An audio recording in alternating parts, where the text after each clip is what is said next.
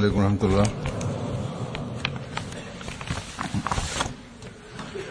أشهد أن لا إله إلا الله وحده لا شريك له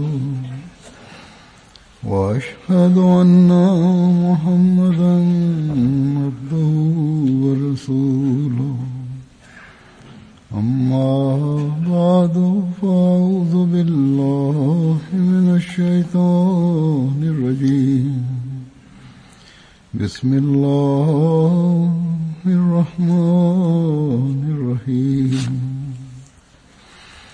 الحمد لله رب العالمين الرحمن الرحيم مالك يوم الدين إياك نعبد وإياك نستعين اهدنا الصراط المستقيم صراط الذين أنعمت عليهم غير المغضوب عليهم ولا الضالين.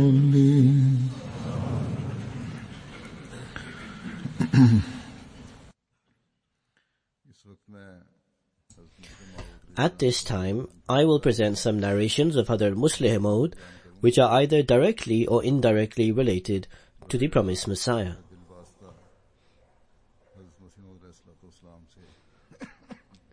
There are many lessons to be learned from these accounts, which today also can help guide us to the right path.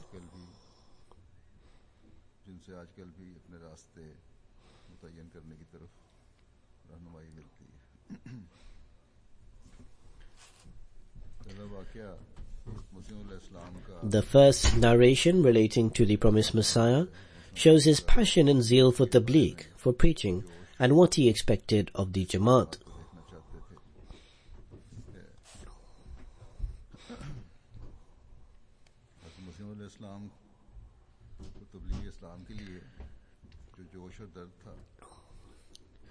Hadhrat Muslih Maud refers to the pain and fervour of the promised Messiah, how to propagate the message, and how he desired for its impact to also resonate upon Jamaat members.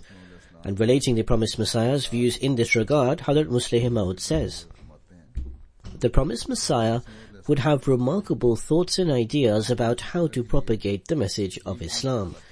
Day and night, his overwhelming concern would be how the message could be conveyed to all parts of the world.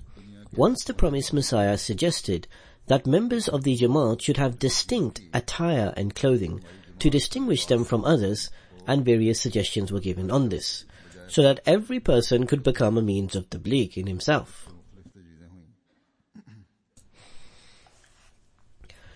In other words, the ways to how others could immediately recognize that a person is an Ahmadi.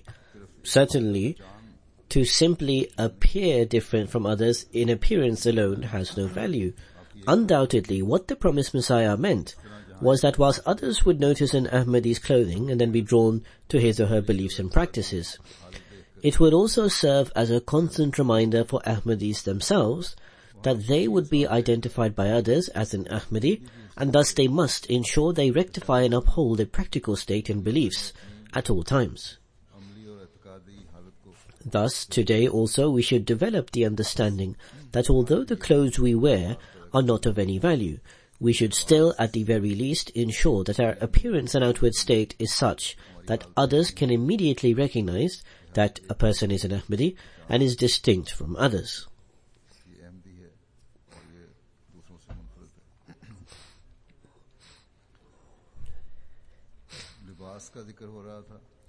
With reference to attire, Hadhrat Muslih Maud explains the appearance a missionary or one who serves the faith should adopt. He says that for tabligh, for preaching, it is essential to have the appearance of a believer. Addressing Khuddam al-Ahmadiyyat, he said, And so I advise Khuddam al-Ahmadiyya and remind them that their outward appearance should be in accordance with Islam. They should maintain simplicity in the way they shape their beards, style their hair, and the clothes they wear. Islam does not forbid one from wearing neat, clean or fine clothes.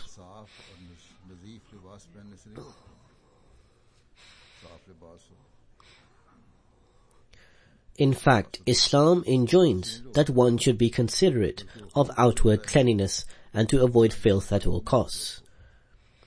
However, undue formality in clothing is what is forbidden. Some are in the habit of checking their clothes they are wearing at regular intervals to see whether any dust has come on them or to see the collar of their coat. This is a vain endeavor.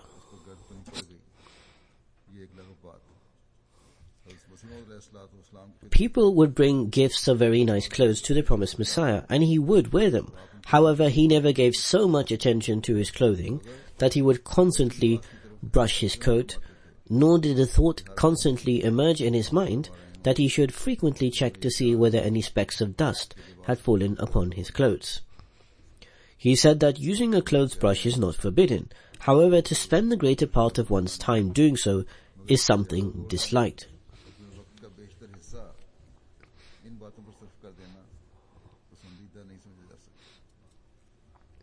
Some people have developed such a complex with relation to clothes that I have observed when invited to people's homes that some people frown that they do not possess a certain type of coat or item of clothing. Regardless of the type of clothing one has, a person should meet and greet others with great confidence.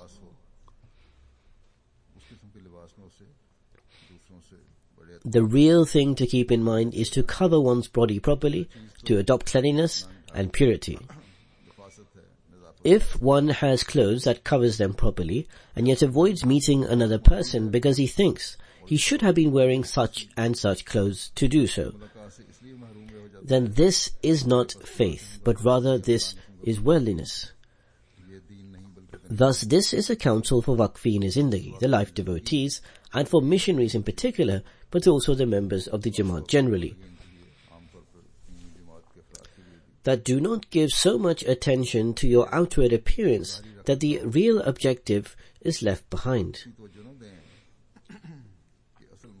Or there are some who neglect cleanliness, but they should remember that cleanliness is part of faith. And so there should be moderation. In every matter, one should neither be at one extreme or the other.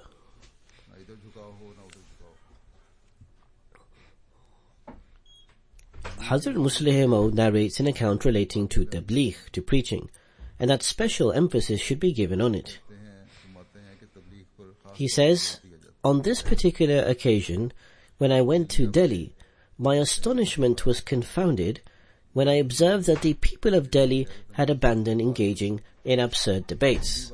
Prior to this, whenever I had the opportunity to come to Delhi, all types of people would come to meet me, and without exception would start the most ridiculous of debates, completely devoid of logic and reasoning.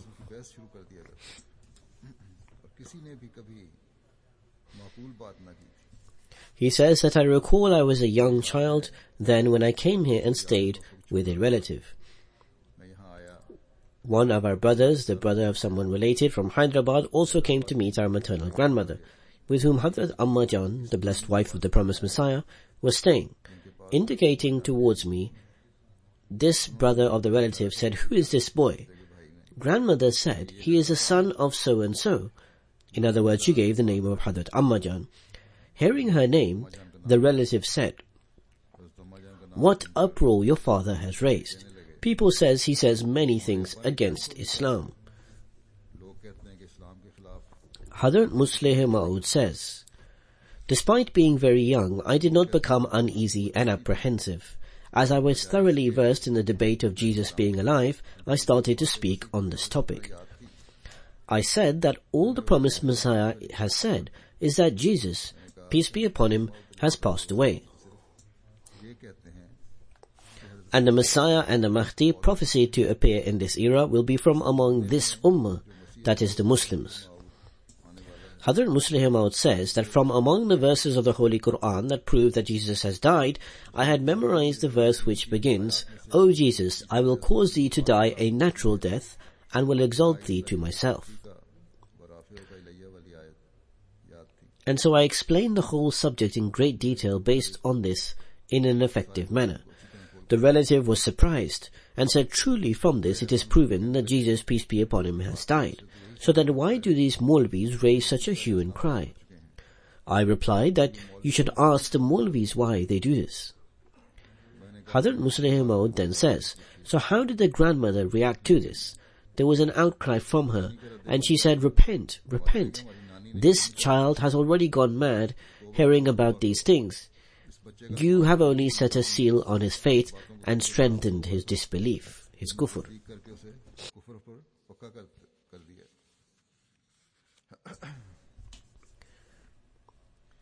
Then, with relation to tabligh, preaching, Hazrat Muslih Maud relates the method of preaching of one of the companions of the promised Messiah, on whom be peace. He says, Mian Sher Muhammad Sahib was an uneducated person and was among the old companions of the promised Messiah, on whom be peace.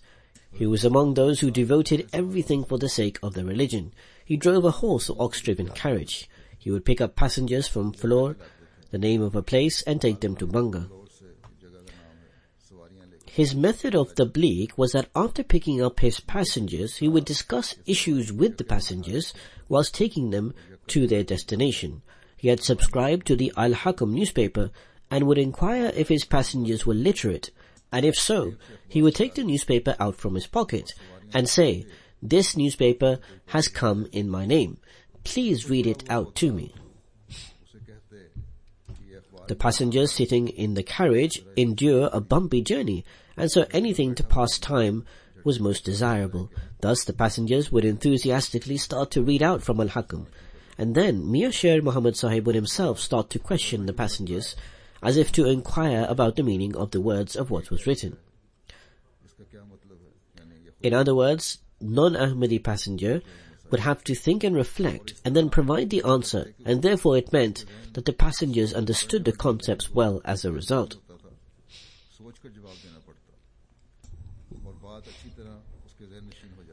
Hazrat Muslih Maud says that when Mian Sher Muhammad Sahib related this account to me, he had by then converted over 12 people to Ahmadiyyat.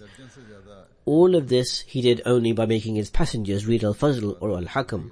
He remained alive for some time after this, and who knows how many converted through him, and by this method he employed for preaching.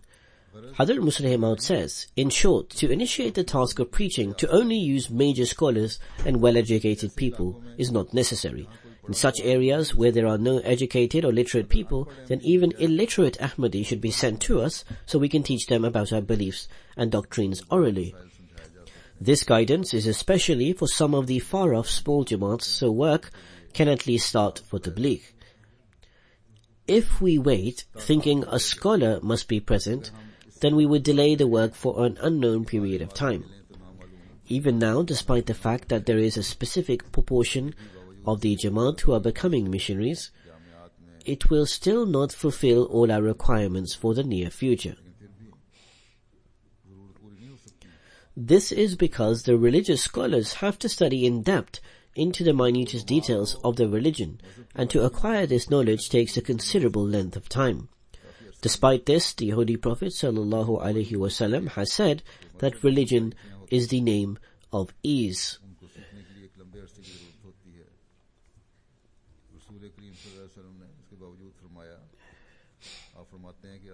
Thus, for Dawat al-Illah, calling people towards God the Almighty, one does not only need to engage in intellectual discussions or rely only on large seminars and functions.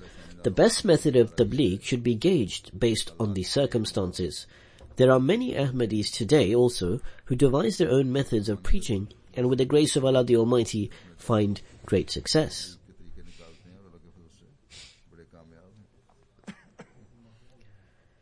Hazrat Muslih Maud relates an account of a common friend of the promised Messiah, on whom be peace, and Maulvi Muhammad Hussain Batalvi.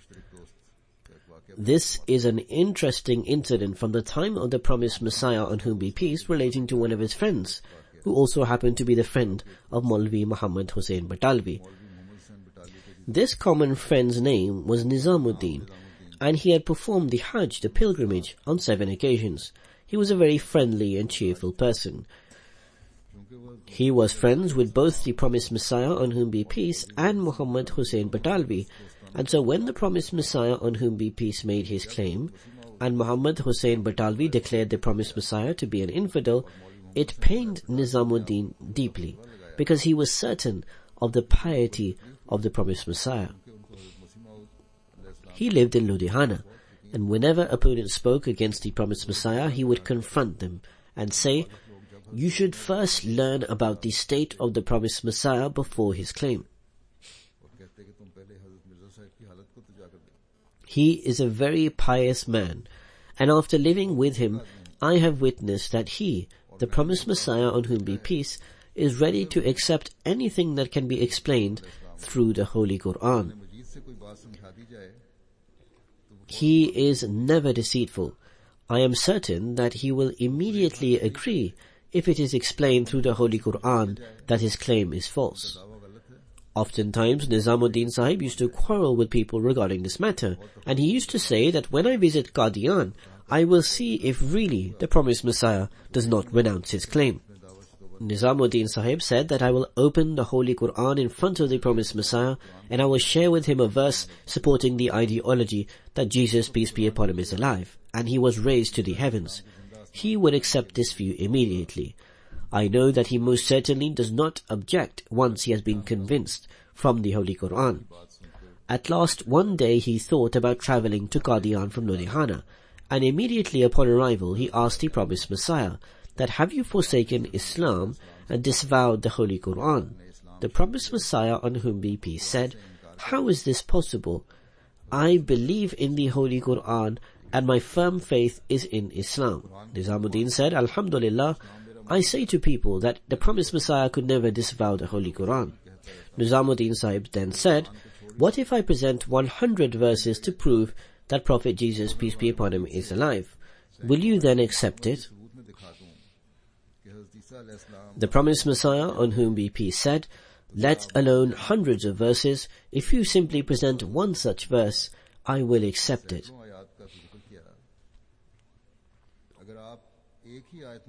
Nizamuddin Sahib said, "Alhamdulillah, I was debating with people regarding exactly this, that to make the promised Messiah agree is not difficult, and that people are needlessly creating an uproar."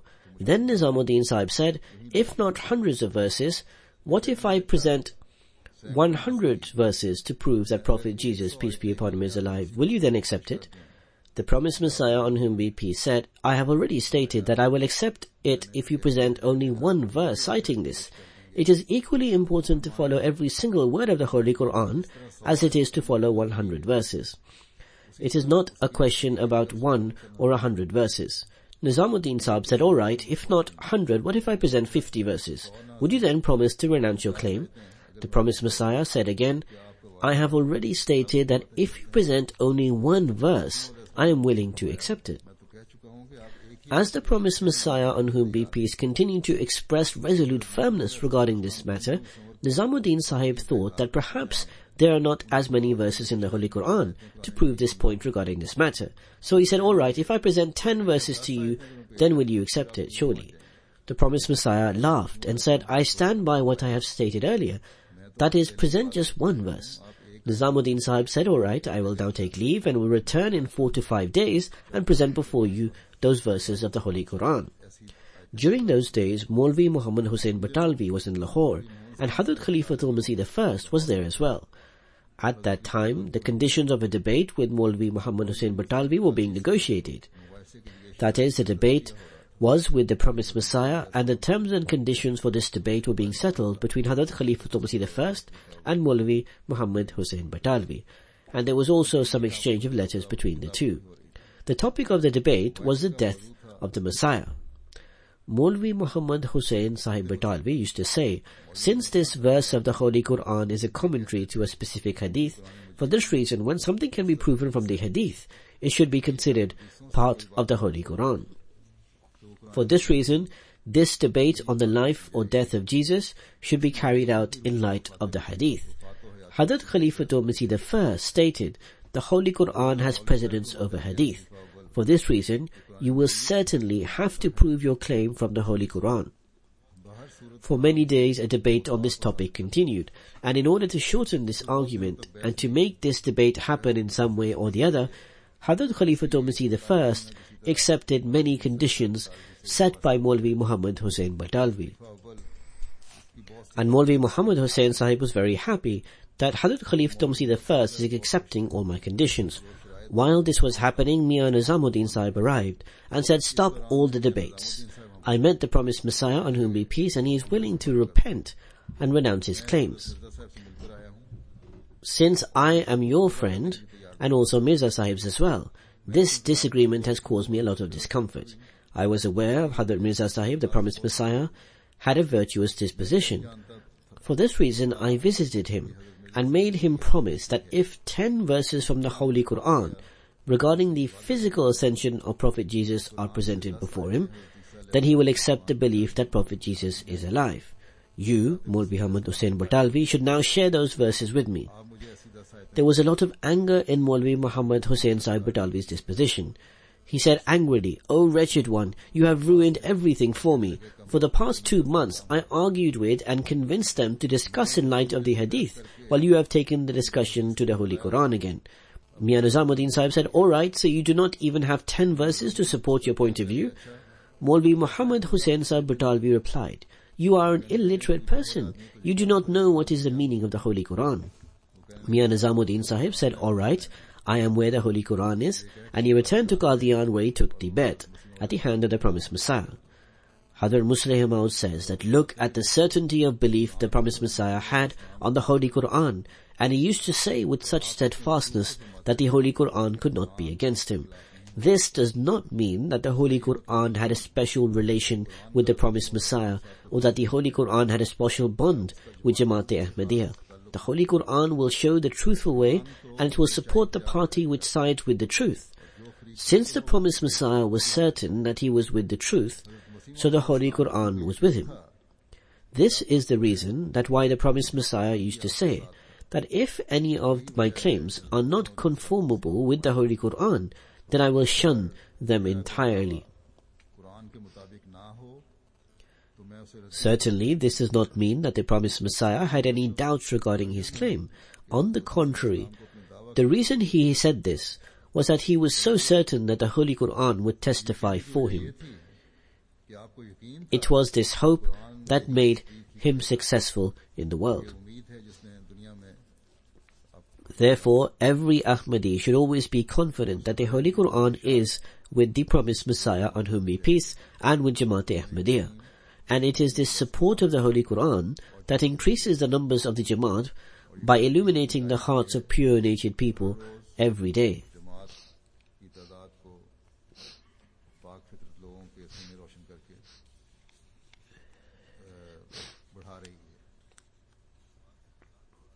Then, elaborating on the point that opposition causes guidance, Hazrat Musleh Maud says that when opposition increases, then the Jamaat also advances.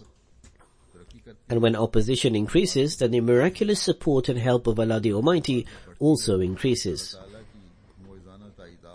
For this reason, when a friend used to say that we are facing severe opposition, the promised Messiah on whom be peace replied, "This is a sign of your progress."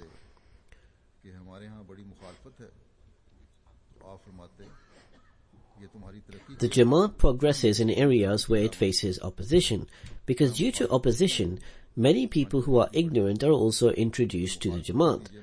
Then gradually the desire to read books of the Jamaat is procured in their hearts. When they read the books, the truth captivates their hearts. Once a friend visited the promised Messiah on whom be peace and took the bet, the oath of allegiance. After taking the bet, the promised Messiah on whom be peace inquired, "Who preached to you?" He replied spontaneously, "Maulvi Sanaullah Sahib preached to me." The promised Messiah on whom be peace said, in amazement, "How so?" The visitor said that I used to read Maulvi Sahib's newspaper and his books, and I always used to witness severe opposition, against Jamaat Ahmadiyya in it. और मैं हमेशा देखता One day I thought that I should see for myself what is written in these books that they are writing against. कि मैं खुद भी तो इस सिलसिले की My heart opened when I began to read these books, and I became prepared to accept the bet. So the first benefit of opposition is that the Jamaat progresses and a lot of people obtain guidance. कि इससे इलाही सिलसिले को तरक्की हासिल होती है और कई लोगों Even today, the opposition by the enemies is causing hearts of the people to open up. की मुखालफतें Oftentimes this is mentioned in reports from Muballighin, from the missionaries, and I receive many letters directly stating how they were introduced to the Jamaats. किस तरह उन्होंने जमात से तारुफ हासिल किया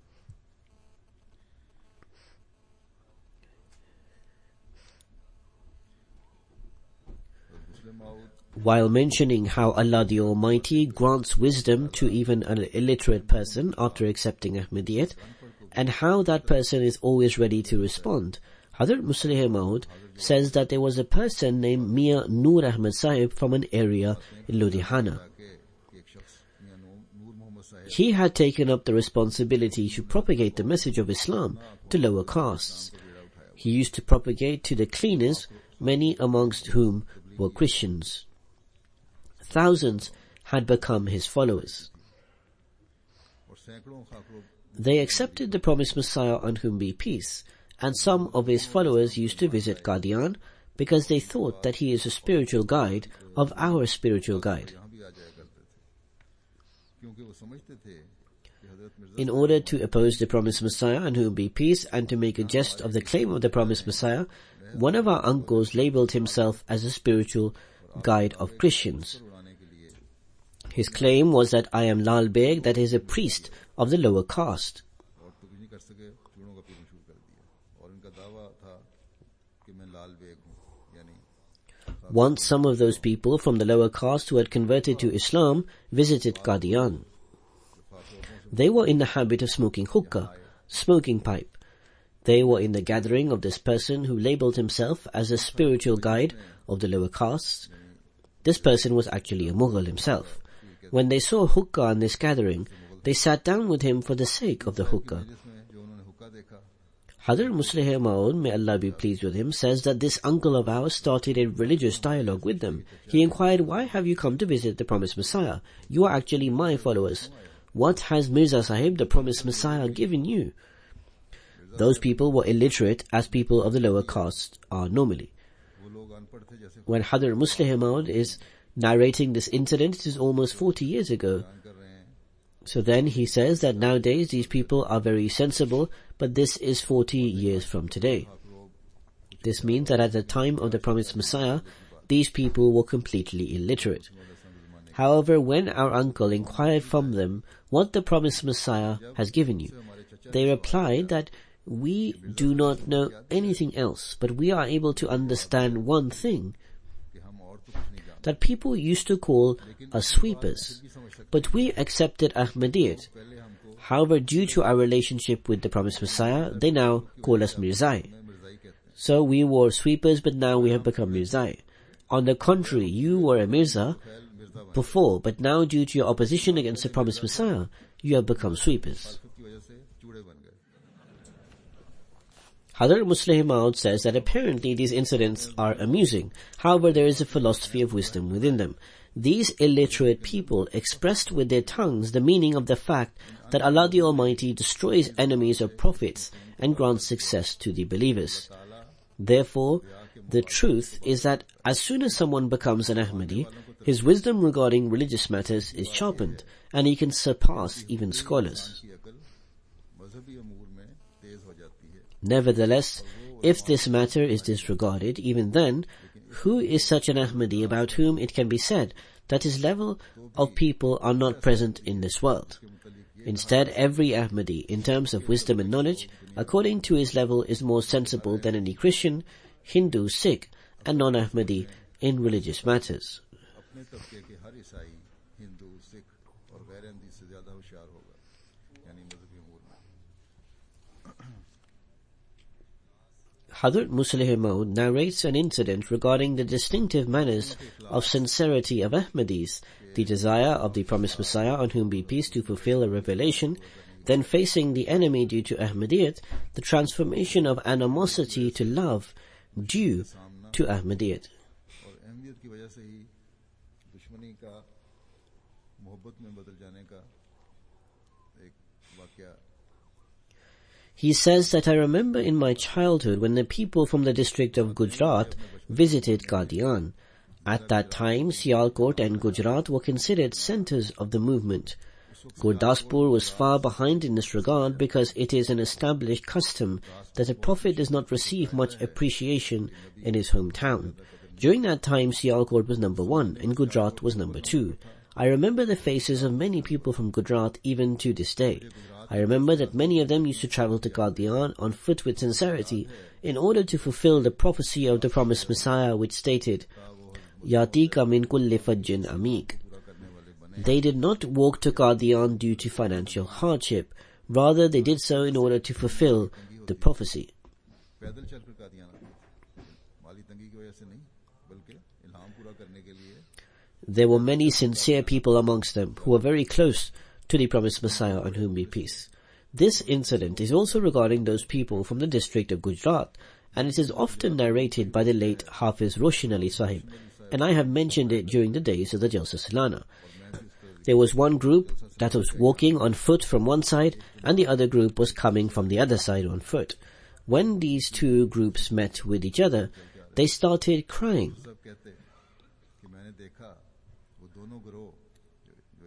So I inquired that why do you cry?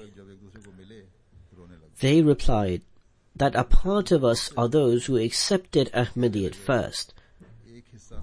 Amongst these two groups, there was a group of people who accepted Ahmadiyyat first, and for that reason the second group of people amongst them gave them immense hardship and a tough time, and they were forced to migrate from their village. Then they did not know about each other for a while. After some time, Allah the Almighty blessed us, the second group, with the light of Ahmadiyyat, and we, who used to force Ahmadis out of their homes, ourselves accepted Ahmadiyyat.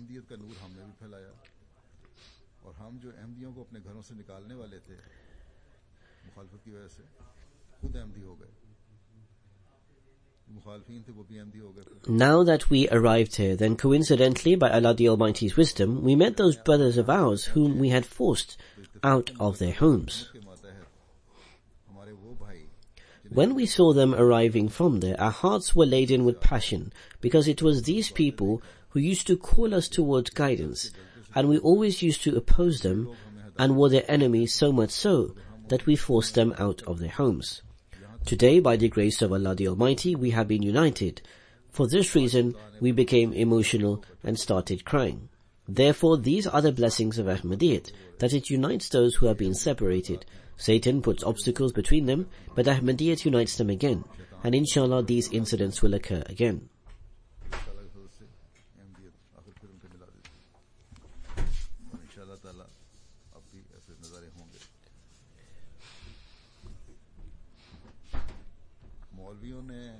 The wrong impression created among the Muslims by the Maulvis that Jesus, peace be upon him, used to make birds with his hands and infused life in them, after which they would start to fly like other normal birds, is due to their lack of understanding of the Holy Quran. All this means is that he used to train people with spiritual prowess to such a degree that they would spiritually ascend towards God the Almighty.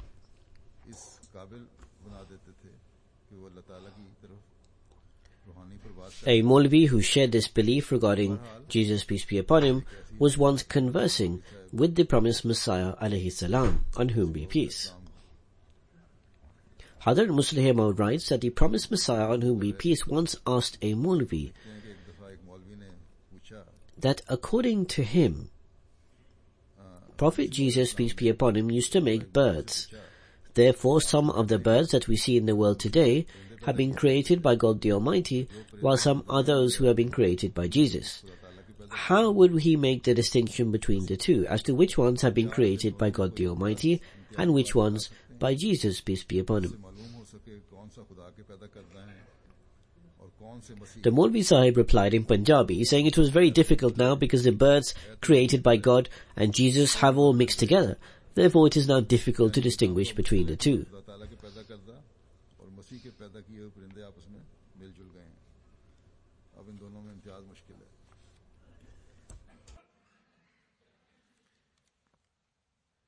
Hadhrat Musleh Maud then states that regarding the promised Messiah, it is said that he used strong words against the Christians. However, the reality is somewhat different, as the promised Messiah, on whom be peace, never initiated this or took the first step. Hadhrat Musleh Maud states that when a matter exceeds the limits, then it is sometimes necessary to give a response to a certain degree.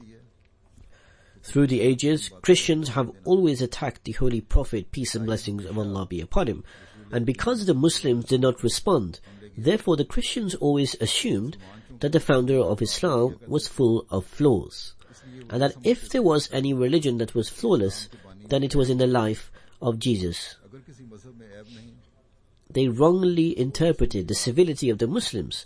They assumed that because they partook in repulsive behavior, and the Muslims did not, therefore in actuality their leader carried such and such flaws. Hadhrat Musleh Maud states that days, months, years and centuries passed, and Christians continued to sully the Muslims and the name of the Holy Prophet sallallahu alaihi wasallam. But the Muslims kept pardoning them. Eventually, God the Almighty allowed the promised Messiah, on whom be peace, to give a response and tell them whether or not flaws could be found in them. Thus, the promised Messiah, on whom be peace, started to write, and whilst addressing Jesus, peace be upon him, included what the Jews used to say about him, or what has been recorded in the books belonging to the Christian faith. The promised Messiah had only written a few books, that the entire Christian world raised a clamour that this was not a right practice.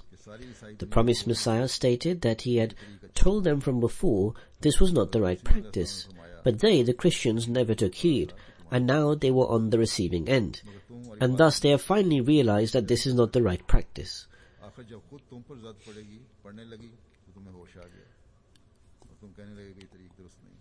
Therefore, in certain cases where the promised Messiah has used strong words, it was in response rather than initiating it. Hadhrat Musleh Maud, regarding a very renowned physician, whom even Hadhrat Khalifatul Masih I had great regard for, states that he had great reverence for the promised Messiah, on whom be peace, but despite this he did not accept his claim.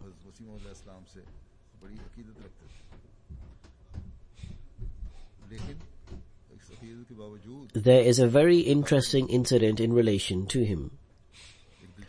According to Hakim Sahib, he believed that the promised Messiah, on whom be peace, had made the claim of Jesus' death for other reasons. However, Hadhrat Musleh Maud mentions it by first stating that Hadhrat Shuaib used to tell people not to steal others' wealth, and neither to spend their own wealth in wrong ways, and the people would be so shocked at his words that they would say that Shuaib has gone mad and is talking like an insane person. Hadhrat Musleh Maud states that we see in this age too that the promised Messiah, on whom be peace, God forbid, has been called mad when he presented the concept of the death of Jesus to the world. The Muslims were unable to grasp the concept of Jesus' death, because for 1300 years the Muslim leaders had presented the idea that Jesus, peace be upon him, was alive in the heavens, and therefore how could he have died? People had so much belief and conviction that it was impossible for them to believe that Jesus, peace be upon him, had passed away, and it is evident from the incident relating to this Hakim Sahib, this physician.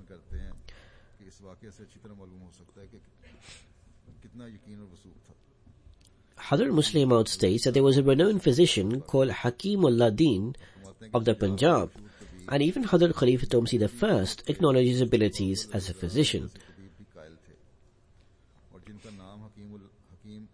He lived in Behra. Once Maulvi Fazluddin Sahib Behrvi, who was a very close friend of Hadhrat Khalifatul Masih I and a sincere Ahmadi, went to his house to do some tabligh, some preaching. After doing some tabligh, Hakim Sahib said to him that what tabligh will you do to me? You have no idea. The reverence that I have for Mirza Sahib, the promised Messiah, you probably don't even have 1/10 or 1/20th of it.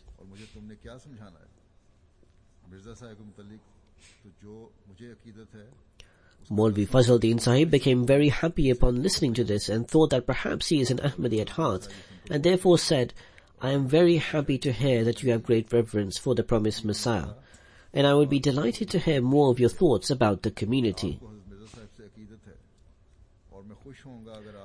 Hakim Sahib said that these days the illiterate youth do not go into the depth of the matter and just go to do tabligh.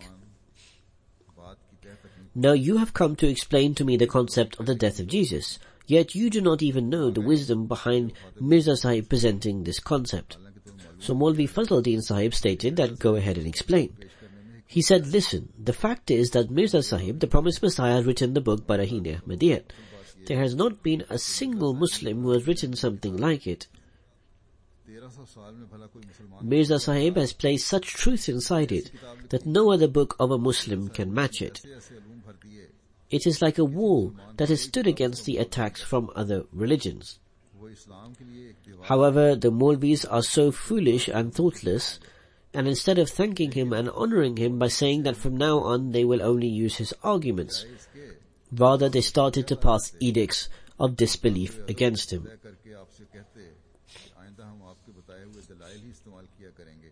Despite witnessing the outstanding service to Islam, which no one has done after the Holy Prophet ﷺ in the last 1300 years, they instead began to pass fatwas or edicts of disbelief against him, and champion their own knowledge thinking that they were more superior.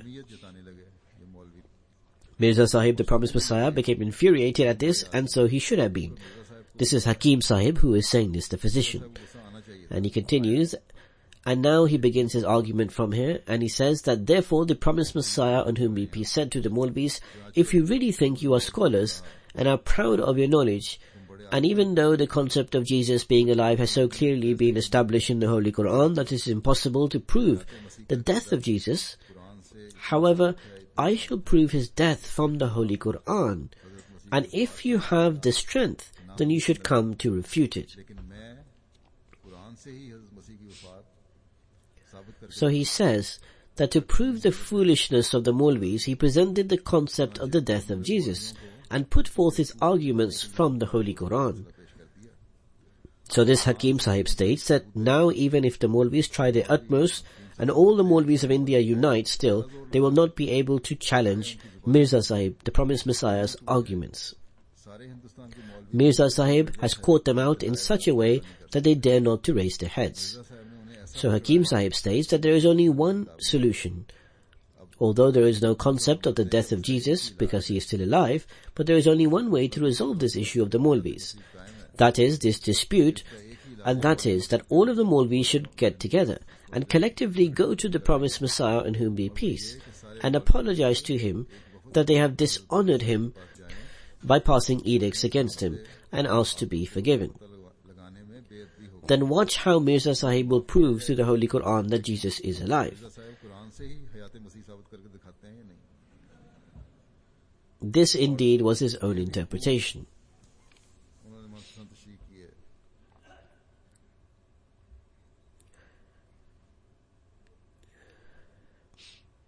So now, in spite of having deep reverence for the promised Messiah, the concept of Jesus being alive was embedded in him so much that he did not take the bet of the promised Messiah on whom be peace.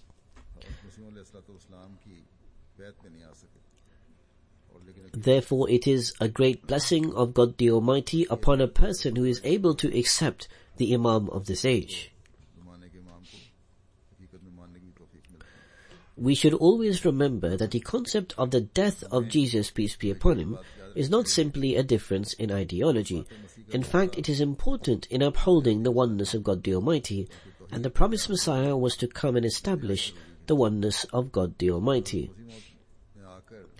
Regarding this, Hazrat Muslih Maud states that reproving the death of Jesus, the promised Messiah has removed a hindrance that was in the path to the perfect oneness of God the Almighty. ईसा की वफात को साबित करके तौहीद कामिल It is for this reason that the promised Messiah laid great emphasis on this issue and would spend day and night discoursing it. मसले पर बहुत जोर देते थे। Hadrat Musleh Maud states that I remember someone once told the promised Messiah to ease off this issue. The promised Messiah, overcome with vigor and splendor, said that at times I become so passionate about this subject that I think I might lose my senses. मुझे तो बाज़ औक़ात इसके मुतालिक इतना जोश पैदा होता This concept has caused great harm to Islam, and we shall not rest until it has been quelled. People sometimes say that what is this issue? These are impediments in the way of God's unity, and the promised Messiah had a great passion for removing them. It was this passion that enabled him to absorb the grace of God the Almighty and form the foundation for his truthfulness. Every one of us who has a love for Islam will know that this is merely a spark from which fire which was in the heart of the promised Messiah, on whom be peace. कि महज एक चिंगारी है उस आग If one feels that he has the love of God the Almighty in his heart and an anguish for serving Islam, then he will know that this is merely a spark from the fire that was in the heart of the promised Messiah, on whom be peace. Therefore, all our effort should be focused on this particular point. Otherwise, if we fail to understand this, then everything we do may appear as if it is being done for the oneness of God the Almighty. However, it will be honing shirk, associating partners with God. हम करेंगे वो बज़ाहिर तौहीद होगा मगर दरअसल वो किसी शिर्क का पेशेमा होगा। It will be tawheed, but it will also be progressing towards shirk.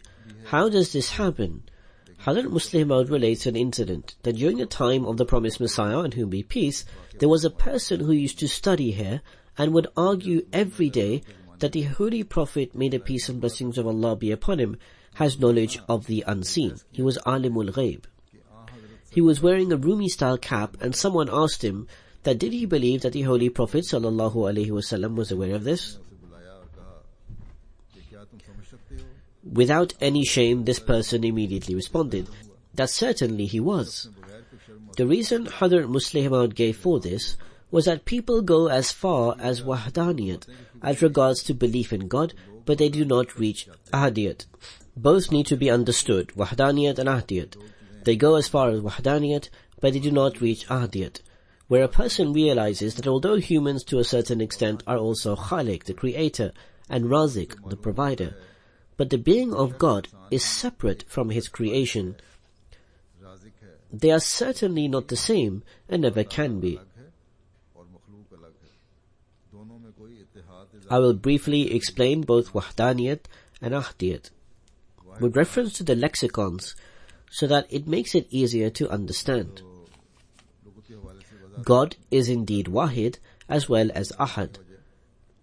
Wahdaniyat signifies his uniqueness and oneness of his attributes, and man can take on these divine attributes, but only to a certain degree.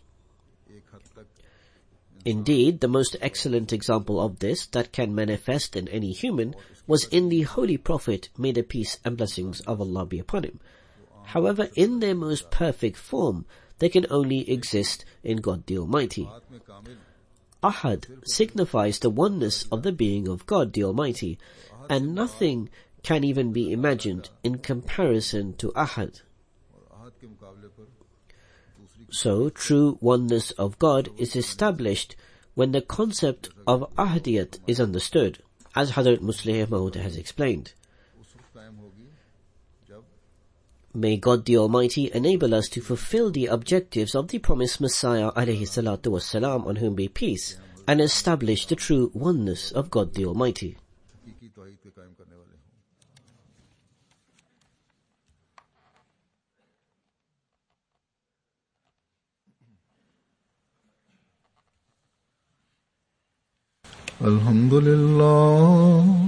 الحمد لله نحمده ونستعينه ونستغفره ونؤمن به